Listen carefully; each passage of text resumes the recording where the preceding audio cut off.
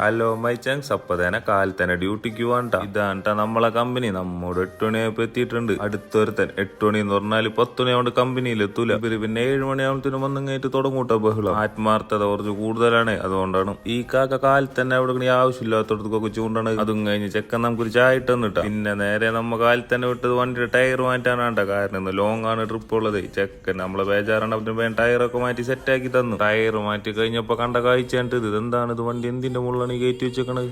എന്താണിത് വണ്ടിക്ക് ECG എടുക്കണ? എന്തെങ്കിലും ആവട്ടെ, റോട്ടിൽ മര്യാദ കൂടിയാൽ മതിയായിരുന്നു. ബാക്കിയുള്ളത് പടച്ചോന്റെ കയ്യിലാണ് ഇരിക്കുന്നത്. അതും കഴിഞ്ഞ് ബായും പറഞ്ഞ് അവിടെ നിന്ന് വിട്ടിട്ട. പിന്നെ നേരെ വണ്ടി പിള്ളേർക്ക് ഇട്ടുകൊടുത്ത്. പിള്ളേര് ഫുൾ പവറിലാണ് ലോഡിങ്. അതും കഴിഞ്ഞ് അവിടെ നിന്ന് തിരിഞ്ഞപ്പോ കണ്ട കാഴ്ച ഇത് എന്താണ് ഇത് വെയിലുള്ള കിടക്കണം. 10 മണിക്കലത്തെ വെയിലുണ്ടാവും വിളിക്കോല.